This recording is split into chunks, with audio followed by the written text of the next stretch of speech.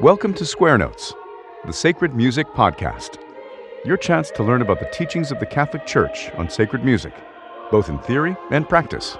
Through interviews, discussions, and music, your hearts and minds will be lifted up and better understand what it means to sing the praise of His glory. And now, your host, Dr. Jennifer Donaldson-Nowicka. Hello, listeners, and welcome back to Season 4 of Square Notes, the Sacred Music Podcast.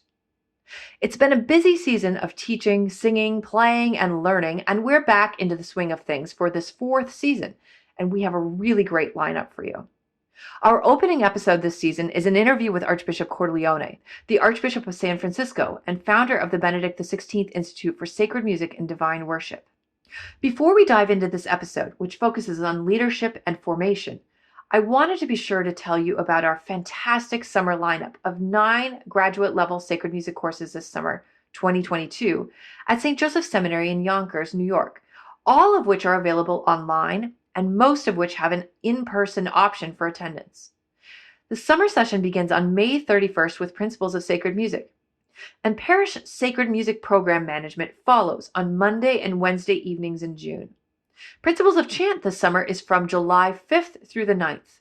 Then from July 11th through the 15th, we're offering 3 classes, 1 on the liturgy and 2 on Gregorian chant. The morning sessions that week will be taught by Dr. Edward Schaefer, an expert in the older styles of Gregorian chant notation.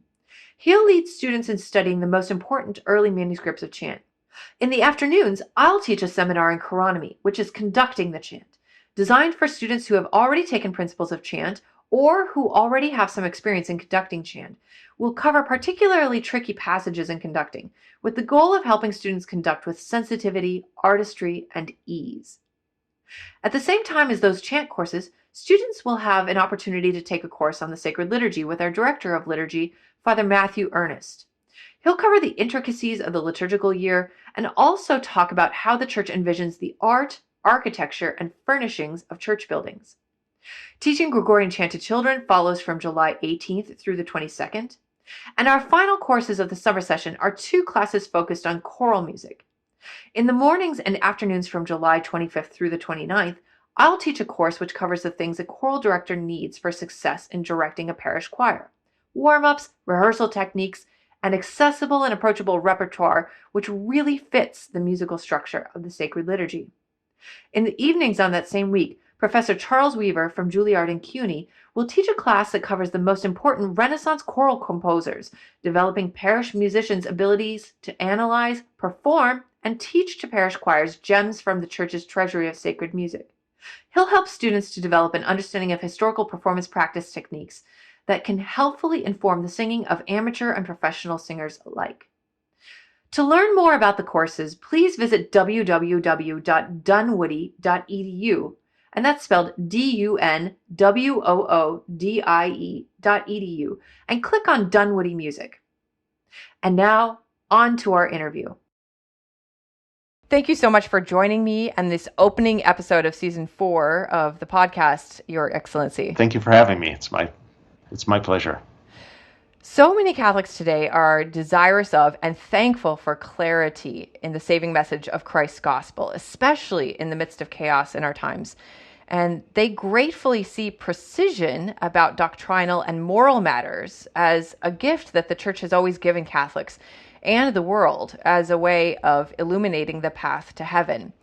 What are some ways you strive to add to this clarity in your leadership as a pastor of souls? And are clarity and reaching out or being pastoral in opposition? Is there a particular manner you've found to be particularly effective in preaching the gospel with clarity while still ensuring that the clarity is inviting to everyone, and maybe even especially those people on the peripheries of the Church's life?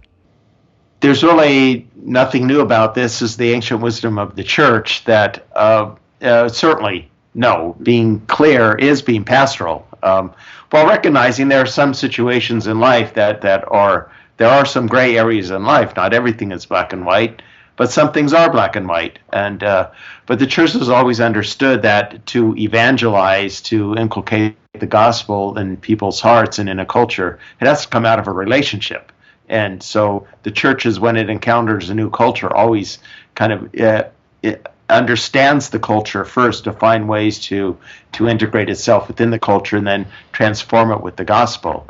Now, certainly Pope Francis is famous for speaking about this culture of encounter and accompaniment, and he's sort of the loudspeaker for that. But it's really been the approach of the church from the beginning. It's good we're hearing it repeated frequently. I recall also Benedict XVI in his encyclical God is Love spoke about when we give to another, we must be personally invested in the gift. Otherwise, it becomes something that is condescending, because it's, I have, you don't. I'm giving to you what I have and you need. But when we invest ourselves personally in the gift, then it becomes an encounter with Christ. So I think we need to bring clarity, but it has to come out of a relationship so that there is trust. Even the great Catholic order, perhaps the greatest in the United States, the great Archbishop Fulton Sheen, who did win a lot of converts and was very eloquent and convincing, even he used to have this expression, win an argument, lose a soul. Yeah.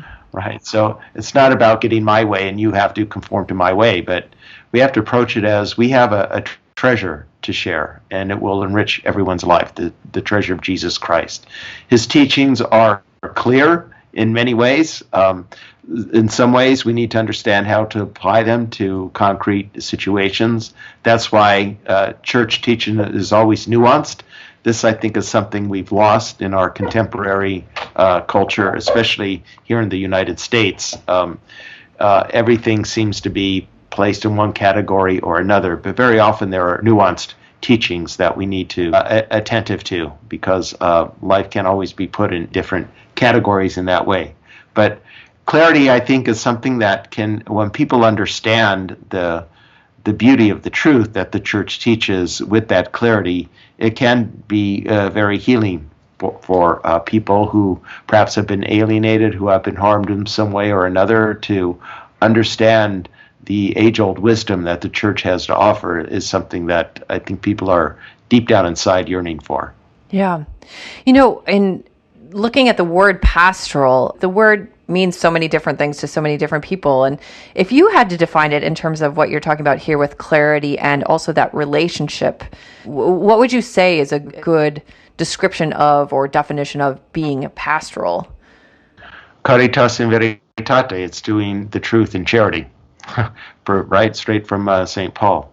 There's been so much of a misunderstanding of what being pastoral means, as if it's somehow not the same thing as the truth, or can sometimes be opposite of the truth. I remember, this is decades ago now, when I worked in the tribunal, I was looking over a marriage case that was, there were notes from that had gone through the process, and apparently it was a very difficult case. They could not come to an affirmative decision on it. So someone wrote a note on the page, we couldn't conclude the case, tell Monsignor to do something pastoral.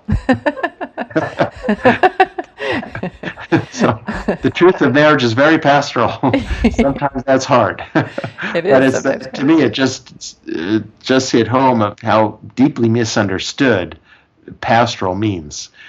To be pastoral, if you're for a priest to be pastoral, it's always going to be harder. It's always going to involve a lot more work. Again, because if it's about a culture of accompaniment and encounter and accompaniment, and this is what I have found. Some people have a certain impression about me, which changes after they get to know me. I mean, I've invited people over to my home for some things you can't speak to a whole crowd or a group. You need a one-on-one discussion. And when I've invited people to my home and entered into those discussions, even though we have differences of opinion on sensitive issues, if we try to get to know each other in that human relationship, it changes. We might not change each other's minds, but it changes a perspective, and that helps build up civility in society. So these are sort of the beginning building blocks of reclaiming a culture for Jesus Christ. Yeah. And of course, in terms of liturgy and music, the word pastoral, the standard joke is that it's whatever the pastor likes. But, what does this clarity in leadership mean for you in terms of the sacred liturgy and sacred music? I ask this because many today think that moral issues are a matter of preference, identity, or self-determination. And the church answers this with looking to the gospel, to Christ, his mother, the saints, along with the sound moral theological principles passed on through the church's magisterium. And likewise, many in the church think of variations in the celebration of Mass or in different styles of music as simply a matter of taste and self-expression. Can the same clarity be obtained in liturgical matters as in moral and doctrinal questions? And, what answers does the church provide here? I would certainly say the two are related, and the example you gave at the start is a good way to illustrate that, because I would say pastoral, it might not be whatever the pastor likes, but more like whoever in the music ministry of the parish has the strongest personality likes. The squeakiest wheel. yeah, and the biggest bully, and that's a problem sometimes. Too often the pastor capitulates to pressure from a very vocal and hostile but small minority of parishioners. But certainly they are related, because beauty is clarity, right? And the church's tradition of sacred music brings about that kind of clarity and sensitivity to the sacred. It is so otherworldly, right, or transcendently oriented. And so we need to, I think, reclaim that music in our churches.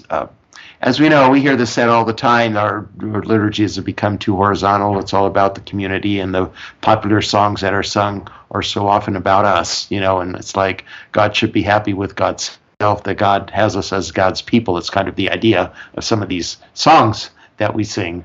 But it's first and foremost giving honor and worship to God. We need music that puts us in touch with that transcendental dimension, and music that is truly beautiful. Sometimes, people, I think this is another thing we need to reclaim, is the sense of beauty, because people, I think nowadays, see it as purely subjective. There's no objective standard of beauty. But beauty really, it's intuitive. And that's why I think beauty has a real power to evangelize, even more than the truth that we have to offer, or it's kind of like the first step getting toward the truth, because you can't argue with what is beautiful. You know it when you see it. You know it when you hear it. Although I would say nowadays there's so much ugliness in the world, people probably do need to be taught and helped to see, recognize, and appreciate beauty. But when it's there, people recognize it.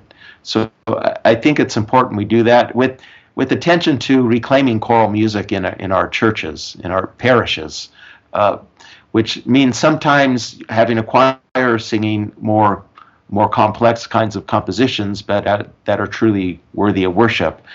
We've gone off on the wrong track with the idea of active participation, because it seems the idea is everyone has to be doing something all the time, right? And the people have to sing all the Mass parts all the time.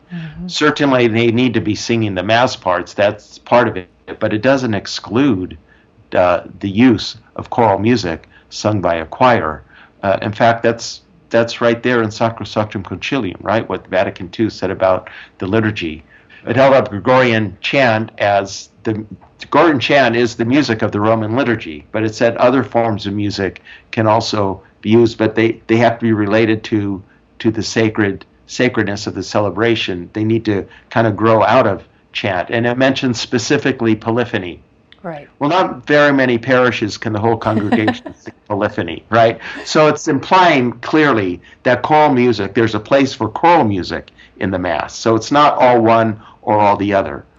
So I think we really need to reclaim that and reclaim what active participation really means. It's not that the people are passive when the choir is singing a beautiful motet or a piece of Renaissance polyphony, right? Because listening can be active as well. After all, what are the people doing when the Word of God is being proclaimed? Are they not actively participating?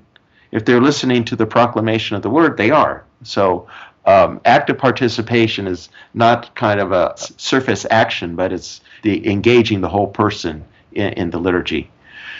So we need to reclaim this. I mean, certainly there can be some differences of style, but there also has to be a certain consistency in the church's style. There is some room for a matter of taste, but if it's all beautiful but different styles, we can't say that one person's doing the wrong thing, right? Or what they're doing is ugly, because again, there are objective standards of beauty, that it be clear and it be consistent with the whole created order that God put into place. Right.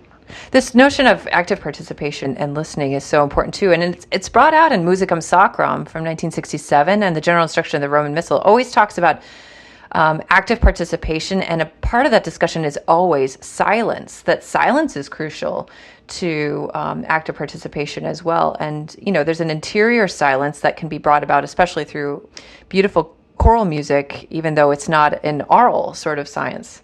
Yes, certainly. And I think another thing we need to reclaim is the place of silence in Mass, especially before it starts and after it ends. But that's a very good point. When there's silence, there's also active participation in silence. There's also a sense of communal worship. I just a couple of days ago concluded a retreat with the other bishops of our province. We do the 8-day Ignatian retreat, so it's all in silence. But in the midst of the silence, we build up a sense of fraternity among ourselves, even though we're not speaking to each other.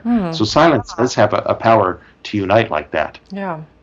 What do you think is the specific role of a bishop in leading the path forward on beauty and a true sense of active participation, like you were talking about? Oh, well, certainly he needs to lead by example. The church says the cathedral is to be the model liturgy for the diocese, and also if he has a liturgy at the seminary, has to be the best possible that it can be, so that the future priests are formed in that. So to model it, to preach about it, and to teach about it, and to inspire people to want it. So make it as available as possible. Perhaps supporting pastors in recruiting good music directors that can help start a sacred music program in their parishes. Mm-hmm. So what are some qualities you see in Catholics, whether they be bishops, priests, laity, anyone, that enable this effective leadership that we're talking about? For example, what virtues do you think are absolutely necessary in the heart of a Catholic called to lead? Well, the first virtue, that's the door to all the other virtues, all the saints tell us this, is humility, right? So we need to always be practicing the virtue of humility. But humility doesn't mean weakness. We need courage and clear vision. We need resilience. We also need a certain healthy kind of creativity, not creativity in the sense of self-expression, but in the sense of finding ways to better connect with people and bringing them into that encounter with Christ through our liturgies, through our parish life. So I'd say virtues of humility, courage, vision, resilience, and certainly a very strong and steady prayer life and participation in the sacramental life of the Church. What do you think are some of the spiritual practices and habits that you found effective in cultivating those virtues? Obviously, you just mentioned the sacramental life of the Church, and that's super important for music directors, right? Like a music director will have a hard time exercising the fullness of what he is supposed to do if he's hasn't gone to confession in a long time, or isn't receiving communion. And sometimes, to be fair, those things are really hard for Catholic music directors, right? Like you have to play for the Saturday Vigil Mass, and your parish only has confessions on Saturday afternoon, and you obviously don't want to go to the parish where you work for confession. Like what do you do? It's a little bit tough sometimes, even in terms of the sacramental life. But like looking at the whole package, like what recommendations would you give in terms of the sacramental life and other spiritual practices? Well, certainly that, attending to the interior life first. So a steady, consistent life of prayer, taking time to pray every day before the Blessed Sacrament, if at all possible. Also, penitential discipline, fasting. Fasting needs to be a regular part of our life. So we've just started Lent, so hopefully people are getting more serious about fasting during Lent. But there's a place for it throughout the year, especially on Fridays. Fridays are still days of penance. The church never abandoned that. It allowed people to choose other penances than abstaining from meat. But this church still encourages that as well. So I think incorporating prayer and fasting, the sacramental life, the sacrament of penance, like you said, confession is so important. Yeah, it can be difficult for church musicians, but if they're in a place within close reach of other parishes, they can check those confession times. There are parishes that have confessions on days other than Saturday. They're sometimes hard to find. Yeah, then sometimes on Saturday morning, I've served in 2 parishes in my life where we had confessions on Saturday morning. But the ideal thing would be to find a priest who could be a regular confessor. So, and then to go to that priest regularly, tending to the interior life, the spiritual life, pursuing truth, beauty, and goodness. So, reading good books when they're available, when they're able to attend liturgies, to attend beautiful liturgies and expose them. Well, musicians are going to do that anyway, naturally expose themselves to beautiful music through concerts and recordings, but art as well. And seeking to understand more deeply the church's teachings, and especially on the liturgy. I mean, such classics as, the then Cardinal Ratzinger's Spirit of the Liturgy. It's like the Bible of those who are dedicated to beautiful liturgy. Dom Guéranger and the Liturgical Year and his other writings. So there are plenty of great resources there in terms of reading as well. So to pursue truth, beauty, and goodness, and but that spiritual life is the critical thing. So because I think, now you're a church musician, so you can confirm this or deny it, but I think it's a special challenge to be a good church musician, because a musician, it's an art form, and people get into art because they want to express their creativity, right? But a church musician, it's not about expressing their own creativity. It's about directing it all to God. So there's a certain ego there that has to die, which is legitimate in the field and in the secular field of music, right? To show your mastery of the art form. But for a church musician, that has to die in order to direct it beyond to God. Without a solid spiritual life, that can't happen. Right. Yeah, I talk about that a lot with the seminarians, just even in terms of, not only music directors, but people like cantors or other volunteers even in music programs, that sometimes they, they come for the right reasons and they have a generous heart, but sometimes it's also really strongly linked to, wanting to hear their own voice. And it's an important service that a music director does in helping their musicians understand why they're doing what they're doing. Yes. Archbishop, maybe I'm putting you on the spot here, but a lot of people look to you in terms of leadership in many things, and in particular, in the liturgy. And I'm wondering if you could share with us, what are some of your favorite books? You mentioned Ratzinger and Guéranger, obviously, but what are some of the other books that you've read in your lifetime that have been really influential for you? Well, certainly those two, The Spirit of the Liturgy and Dom Guéranger's analysis of the Mass. Let's see, I don't know, one other books I picked up here and there along the way. One I read, this is more of a spiritual reading when I was in the seminary. This kind of was my early discerning to be a priest. It's young people they aspire to greatness. So I read Walter Chiswick's With God in Russia. Oh, yeah. Yeah. And that was deeply inspiring to me. And, I always aspired to be a priest like him. Yeah. So I think, reading about the lives of the saints, too, is very helpful. I have my Butler's Lives of the Saints, about the 4 volumes, and I just love reading the stories of the saints in there. Yeah. What are some particular initiatives you would encourage amongst parish and Catholic school music directors? For example, what are some good things you think would contribute to parish life that you see that the church really needs right now, and that could be offered specifically through the music program? Or there are things that contribute to it, and then how do you get there? So it seems to me from, Vatican II told us to read the signs of the times. It seems very clear to me, the clearest sign of the time for the church is that what is classically Catholic works, right? If you look at places that have a sense of continuity with Catholic tradition, these are the parishes and the communities that are thriving. They're young, they're attracting young people, they're producing vocations. There are a lot of young families with little children, and they're growing and they're vibrant.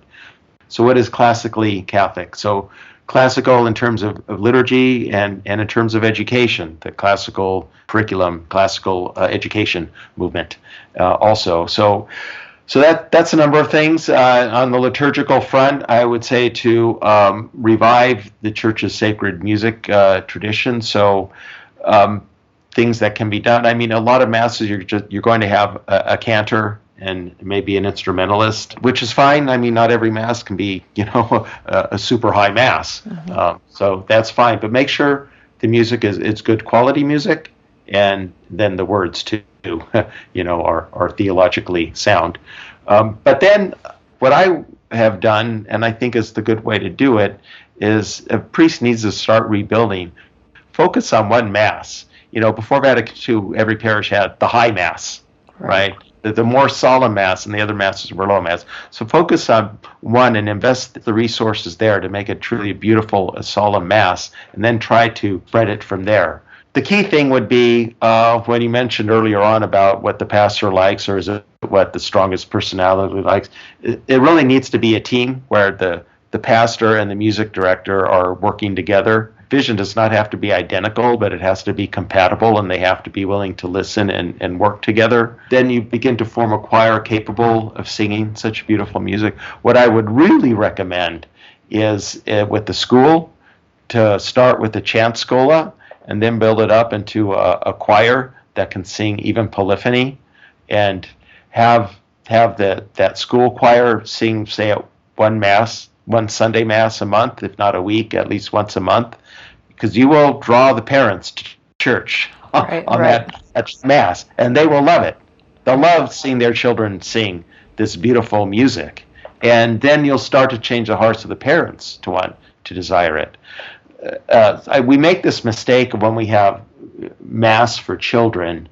We think we have to so-called bring it down to their level, so we sing kiddie music. Mm-hmm. So what happens when the children grow up and they look back at growing up Catholic? They're going to think it's for little kids. So how often have you heard people say, I was raised Catholic? They don't say that too much in other religions. They say it a lot. Catholics say it a lot. It's as if something is something that you grow out of, right? But if we teach them this sacred music when they're little, I also think all of our schools should teach a basic repertoire of chant, that by the time they graduate from elementary school, they should be able to chant the mass parts in Latin and other basics, like the Tantum Ergo and the Pange Lingua, the four Marian seasonal hymns. But when we do this, we're really forming a Catholic soul in these children. And they'll be Catholic for life. And even if they stray away when they get a little older and into other things, they'll know where home is.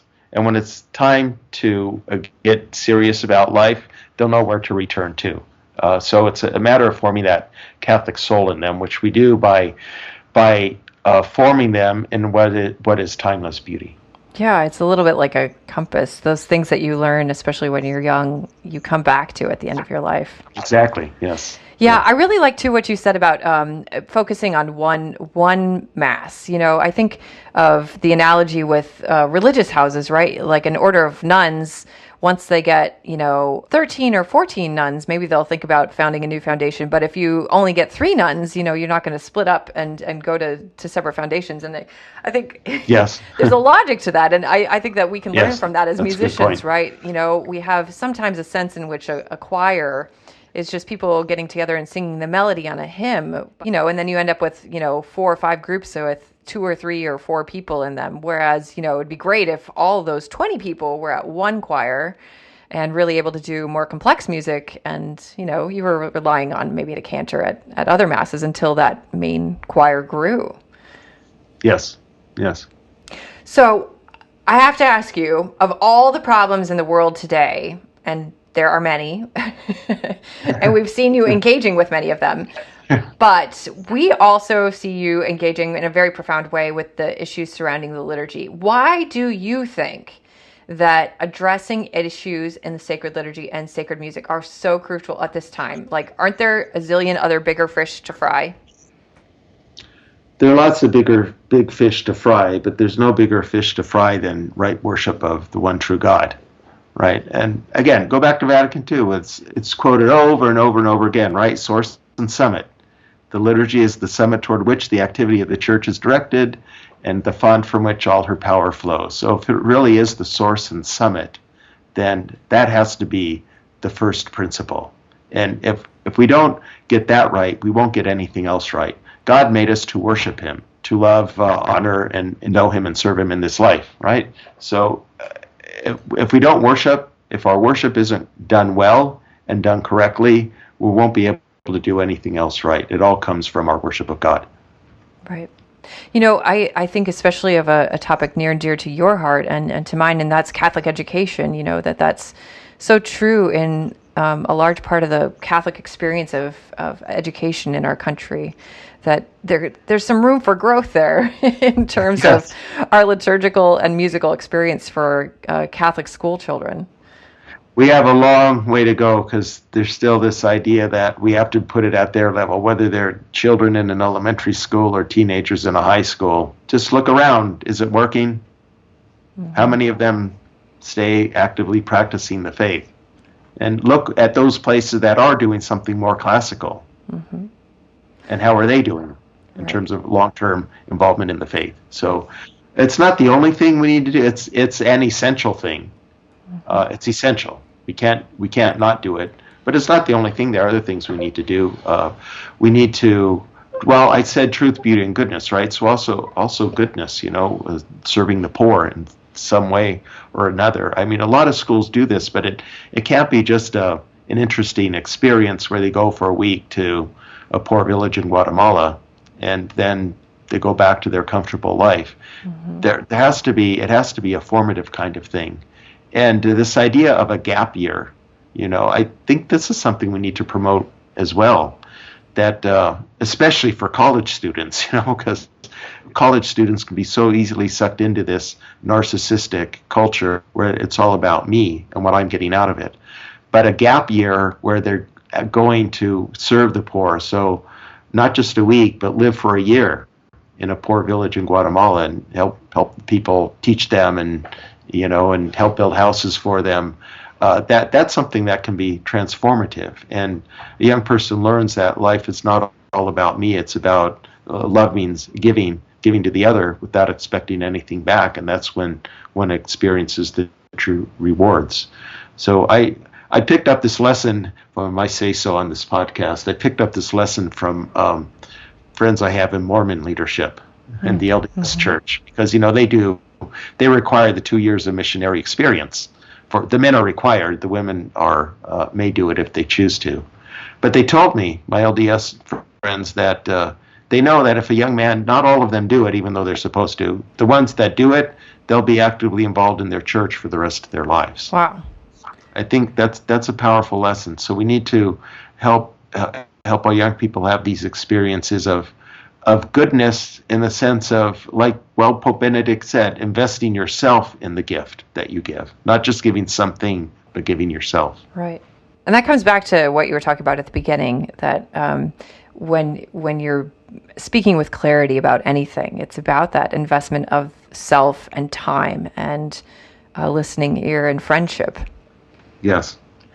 So just to wrap up, this summer, from June 28th to July 1st, and we're recording this in 2022, you'll be hosting the Sacra Liturgia Conference in San Francisco. Can you tell our listeners more about that conference and what they can expect if they attend? And how do you hope the conference will contribute to your mission as a shepherd of souls in San Francisco? Sacra Liturgia, as I'm sure a lot of the listeners know, has been held a number of times in different cities around the world, beginning in Rome and then in 2015, wasn't, when you had it there in New York? Yep. It was in Milan and London. So I'd been asked for some years to host one in San Francisco, so I thought maybe we were at the point to where we could do that. We'll have beautiful liturgies, very powerful speakers.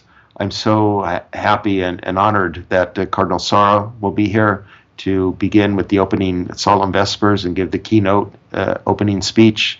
Honored as well that Cardinal Pell will be here to give one of the talks and celebrate the Solemn High Pontifical Mass in the ordinary form. This is something I'd like especially about Sacra Liturgia, is showing the continuity in Catholic worship. Every Sacra Liturgia conference features two Solemn High Pontifical Masses, one in the ordinary form, one in the extraordinary form, to show this continuity of Catholic worship. I'm also very happy and thankful that Bishop Lopes, the ordinary of the Ordinariate of the Chair of St. Peter for the former Anglicans, now with the Divine Worship Missal, will celebrate the Ordinariate Mass and give one of the talks as well. So we'll have some very excellent speakers, some beautiful liturgies, and wonderful fellowship. It's a very important time for people who are serious about authentic liturgical renewal to come together and experience beautiful liturgy, learn from the speakers, learn from each other, and to network. So look to it to be a great time of learning, of beauty, and a fellowship. And then it will conclude on July 1st with the newly composed Mass by we have the Benedict XVI Institute for Sacred Music and Divine Worship here in San Francisco. We have our composer in residence, Frank LaRocca, who composed the Mass of the Americas. I'm sure many of the listeners are familiar with. That was the first Mass we commissioned. We commissioned the third one. The second one was a Requiem for the Homeless. That could be another conversation. We celebrated that last November. This third one will be a Mass in honor of Saint Junipero Serra, because again, he's been one of the many victims of the cancel culture, and we need to reclaim the truth about the historical record and the true honor that this saint deserves. So July 1st is the feast day of Saint Junipero Serra. So Frank LaRocca will be composing the Missa Sancti Juniperi Serra, a Mass in honor of Saint Junipero Serra, that will celebrate in the extraordinary form on July 1st. That was the Mass that he celebrated, so I thought it would be appropriate that be the extraordinary form Solemn High Pontifical Mass at the conference this year. Right, and can you tell us about where that's happening? Oh, yes, good point. Sorry, I forgot to mention that. The conference itself will be held at our seminary in Menlo Park, which is about 35 miles south of San Francisco. So it will be a very beautiful setting for it.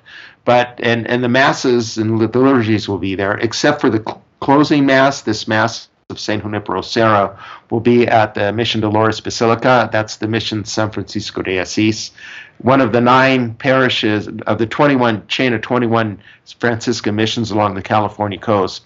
Father Serra founded 9 of them personally himself, and that was one of them in 1776, right around the time of the American Revolution. So we will be celebrating the Mass there at one of the missions that he personally founded. That's great. Well, thank you so much, Archbishop. It's always a pleasure to talk to you, and so inspiring for our listeners as well. You're welcome. The pleasure's mine. It's good chatting with you.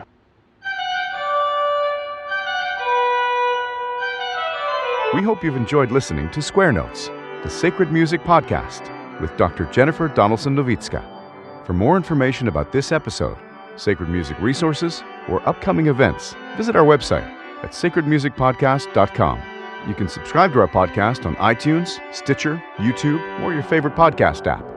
If you enjoy our podcast, please write us a review on iTunes. This improves our iTunes ranking and helps others find out about the podcast.